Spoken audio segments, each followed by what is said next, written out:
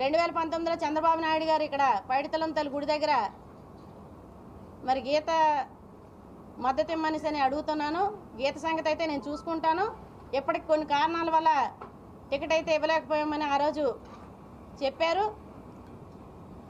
2019లోని ప్రభుత్వం రాకపోయినప్పటికీ కూడా పార్టీకి సంబంధించిన ఏ ఒక్క కార్యక్రమానికి కూడా పిలవడానికి ముందుకు రానప్పటికీ కూడా పదవుల కోసమో లేదని చెప్పంటే పోటీ చేయడం కోసమో పార్టీలు మారడం అనేది పెట్టుకోకూడదనే ఉద్దేశంతో మరి 2024 వరకు కూడా కొనసాగుతూ వచ్చాము.